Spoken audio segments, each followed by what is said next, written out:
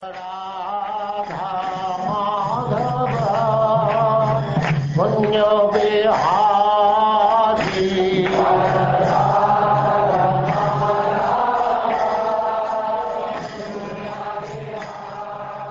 now we begin the 5th canto, Chapter 1, The Activities of Maharaja Priyavrata.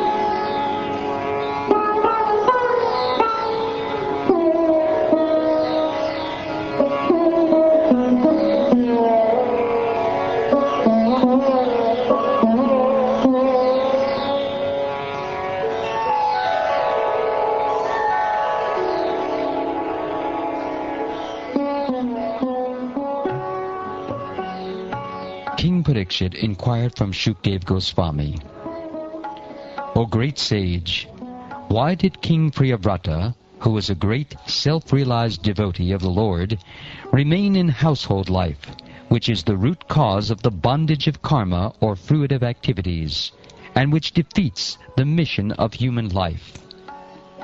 Devotees are certainly liberated persons. Therefore, O greatest of the Brahmins, they cannot possibly be absorbed in family affairs. Elevated Mahatmas, who have taken shelter of the lotus feet of the Supreme Personality of Godhead, are fully satiated by the shade of those lotus feet. Their consciousness cannot possibly become attached to family members. O great Brahmin, this is my great doubt. How was it possible for a person like King Priyavrata, who was so attached to wife, children, and home, to achieve the topmost infallible perfection in Krishna consciousness? What you have said is correct.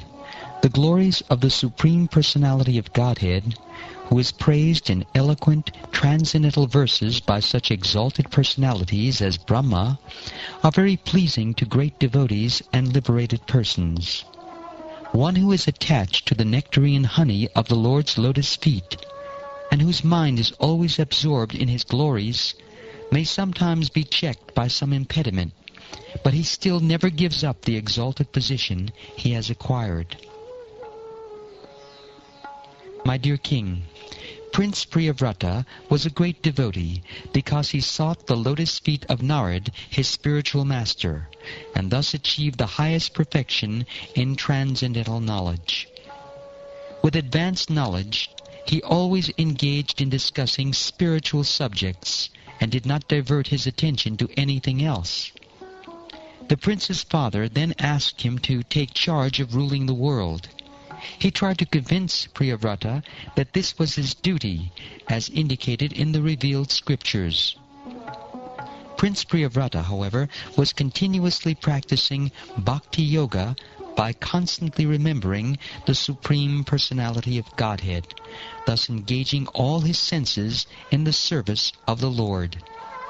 Therefore, although the order of his father could not be rejected, the prince did not welcome it. Thus he very conscientiously raised the question of whether he might be diverted from devotional service by accepting the responsibility of ruling over the world.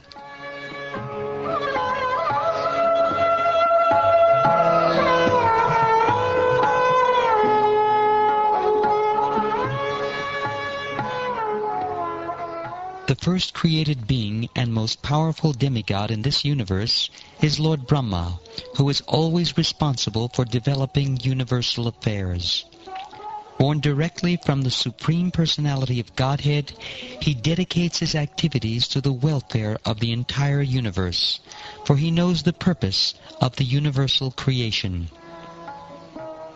This supremely powerful Lord Brahma, accompanied by his associates and the personified Vedas, left his own abode in the highest planetary system and descended to the place of Prince Priyavrata's meditation. As Lord Brahma descended on his carrier, the great swan, all the residents of the planets named Siddhaloka, Gandharvaloka, Sadhyaloka, and Charanaloka, as well as great sages and demigods flying in their different airplanes, assembled within the canopy of the sky to receive Lord Brahma and worship him.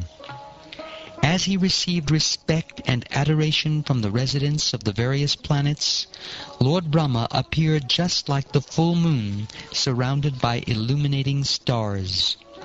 Lord Brahma's great swan then arrived at the border of Gandhamadan hill and approached Prince Priyavrata, who was sitting there. Lord Brahma, the father of Narad Muni, is the supreme person within this universe. As soon as Narad saw the great swan, he could understand that Lord Brahma had arrived. Therefore he immediately stood up, along with Svayambhuva Manu and his son Priyavrata, whom Narad was instructing. Then they folded their hands and began to worship Lord Brahma with great respect. My dear King Pariksit, because Lord Brahma had finally descended from Satyaloka to Bhuloka, Narad Muni, Prince Priyavrata, and Svayambhuva Manu came forward to offer him objects of worship and to praise him in highly qualified language according to Vedic etiquette.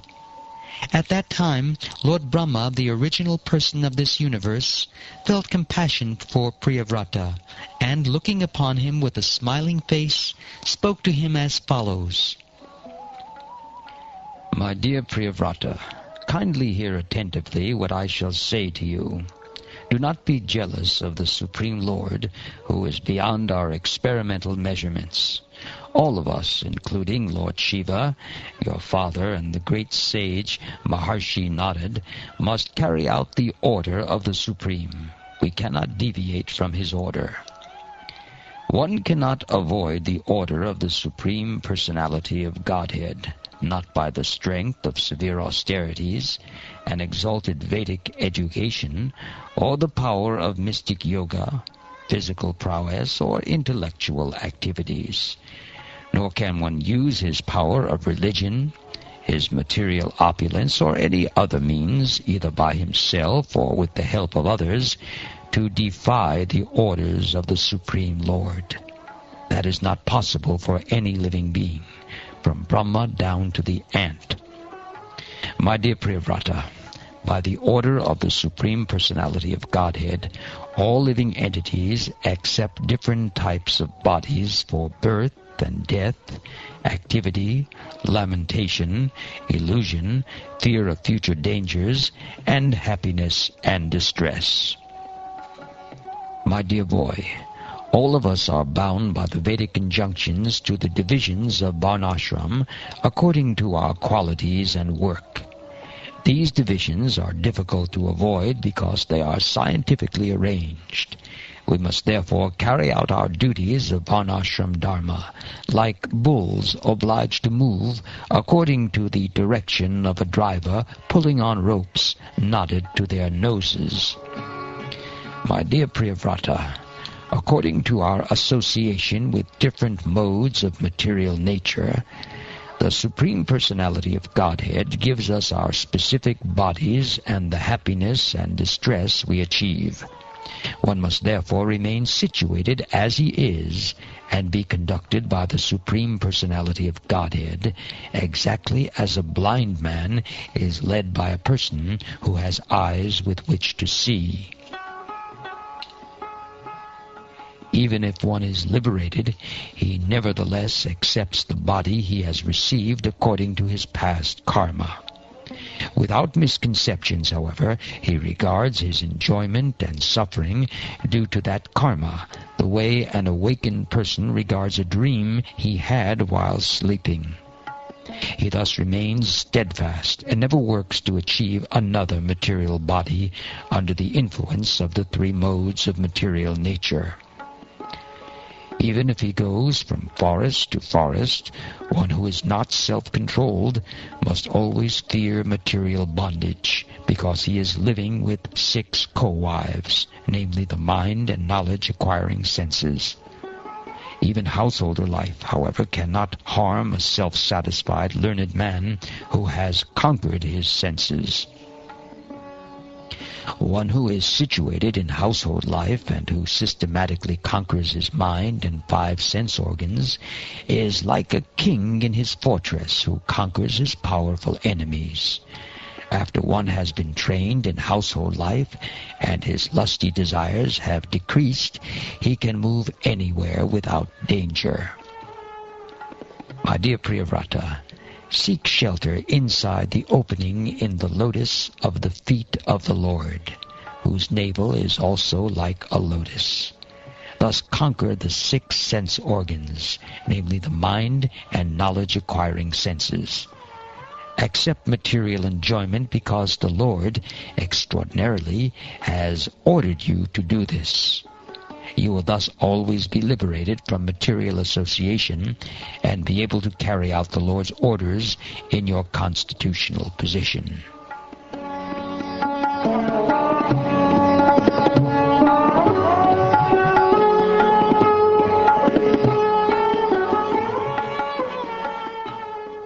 Sri Shukdev Goswami continued, After thus being fully instructed by Lord Brahma, who is the spiritual master of the 3 worlds, Priyavrata, his own position being inferior, offered obeisances, accepted the order, and carried it out with great respect. Lord Brahma was then worshipped by Manu, who respectfully satisfied him as well as he could. Priyavrata and Narad also looked upon Brahma with no tinges of resentment. Having engaged Priyavrata in accepting his father's request, Lord Brahma returned to his abode Satyaloka, which is indescribable by the endeavor of mundane mind or words. Swayambhuva Manu, with the assistance of Lord Brahma, thus fulfilled his desires. With the permission of the great sage Narad, he delivered to his son the governmental responsibility for maintaining and protecting all the planets of the universe. He thus achieved relief from the most dangerous, poisonous ocean of material desires. Following the order of the Supreme Personality of Godhead, Maharaja Priyavrata fully engaged in worldly affairs, yet he always thought of the lotus feet of the Lord, which are the cause of liberation from all material attachment. Although Priyavrata Maharaj was completely freed from all material contamination, he ruled the material world just to honor the orders of his superiors. Thereafter Maharaj Priyavrata married Varishmati, the daughter of the Prajapati named Vishvakarma. In her he begot 10 sons equal to him in beauty, character, magnanimity, and other qualities. He also begot a daughter, the youngest of all, named Urjasvati. The 10 sons of Maharaj Priyavrata were named Agnitra, Idmajiva, Yajnabahu, Mahavira, Hiranyareta, Kritaprishta, Savana, Medatiti, Vitihotra, and Kavi. These are also names of Agni, the fire god. 3 among these 10, namely Kavi, Mahavira, and Savana, lived in complete celibacy. Thus trained in brahmachari life from the beginning of childhood, they were very conversant with the highest perfection, known as the Paramahansa ashram. Thus situated in the renounced order from the beginning of their lives, all 3 of them completely controlled the activities of their senses and thus became great saints. They concentrated their minds always upon the lotus feet of the Supreme Personality of Godhead, who is the resting place of the totality of living entities, and who is therefore celebrated as Vasudeva. Lord Vasudeva is the only shelter of those who are actually afraid of material existence. By constantly thinking of his lotus feet, these 3 sons of Maharaj Priyavrata became advanced in pure devotional service. By the prowess of their devotional service, they could directly perceive the Supreme Personality of Godhead, who is situated in everyone's heart as the Supersoul, and realized that there was qualitatively no difference between themselves and Him.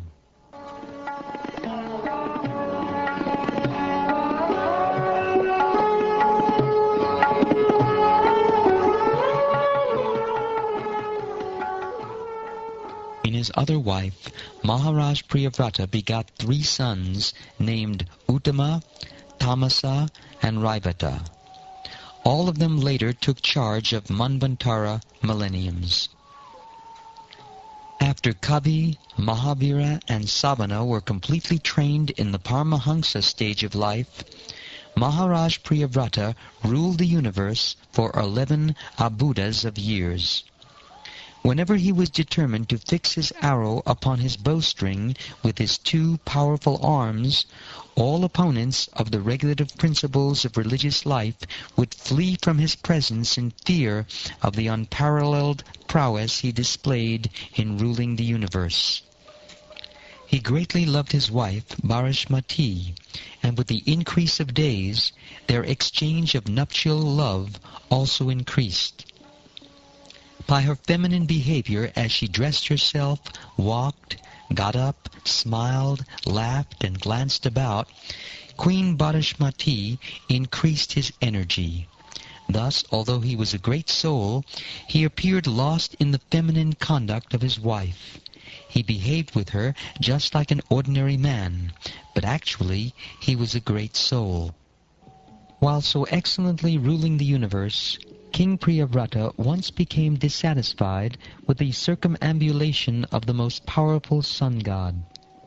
Encircling Sumeru hill on his chariot, the sun god illuminates all the surrounding planetary systems. However, when the sun is on the northern side of the hill, the south receives less light, and when the sun is in the south, the north receives less. King Priyavrata disliked this situation, and therefore decided to make daylight in the part of the universe where there was night. He followed the orbit of the sun god on a brilliant chariot, and thus fulfilled his desire. He could perform such wonderful activities because of the power he had achieved by worshipping the Supreme Personality of Godhead.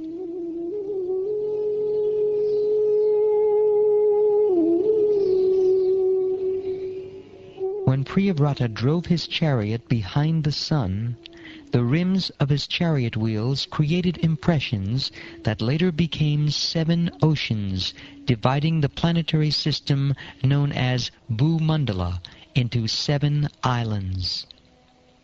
The names of the islands are Jambu, Plaksha, Shalmali, Kusha, Kroncha, Shaka, and Pushkara. Each island is twice as large as the one preceding it, and each is surrounded by a liquid substance beyond which is the next island.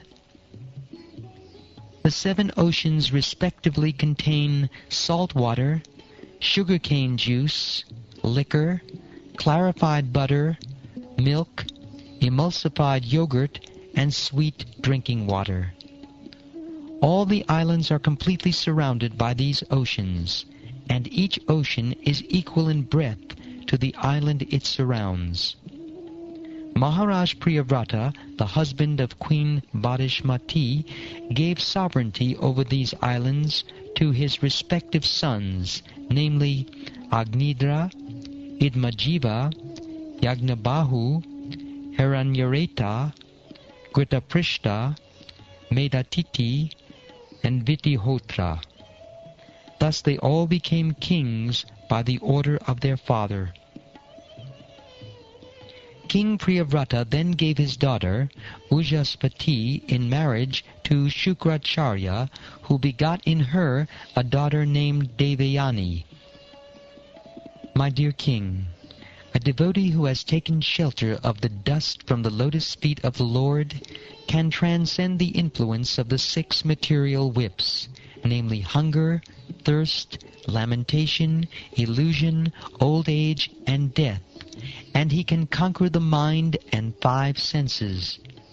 However, this is not very wonderful for a pure devotee of the Lord, because even a person beyond the jurisdiction of the 4 castes, in other words, an untouchable, is immediately relieved of bondage to material existence if he utters the holy name of the Lord even once. While enjoying his material opulences with full strength and influence, Maharaja Priyavrata once began to consider that although he had fully surrendered to the great saint Narad and was actually on the path of Krishna consciousness, he had somehow become again entangled in material activities. Thus his mind now became restless, and he began to speak in a spirit of renunciation. The king thus began criticizing himself. He said, "Alas, how condemned I have become because of my sense gratification. I have now fallen into material enjoyment, which is exactly like a covered well. I have had enough. I am not going to enjoy any more. Just see how I have become like a dancing monkey in the hands of my wife. Because of this, I am condemned." By the grace of the Supreme Personality of Godhead, Maharaja Priyavrata reawakened to his. He divided all his earthly possessions among his obedient sons. He gave up everything, including his wife, with whom he had enjoyed so much sense gratification, and his great and opulent kingdom, and he completely renounced all attachment. His heart, having been cleansed, became a place of pastimes for the Supreme Personality of Godhead. Thus he was able to return to the path of Krishna consciousness, spiritual life, and resume the position he had attained by the grace of the great saint Narad. There are many famous verses regarding Maharaja Priyavrata's activities, such as, "No one but the Supreme Personality of Godhead could do what Maharaja Priyavrata has done. Maharaja Priyavrata dissipated the darkness of night, and with the rims of his great chariot he excavated 7 oceans. To stop the quarreling among different peoples, Maharaja Priyavrata marked boundaries at rivers and at the edges of mountains and forests, so that no one would trespass upon another's property. As a great follower and devotee of the sage Narad, Maharaja Priyavrata considered hellish the opulences he had achieved by dint of fruitive activities and mystic power, whether in the lower or heavenly planetary systems or in human society.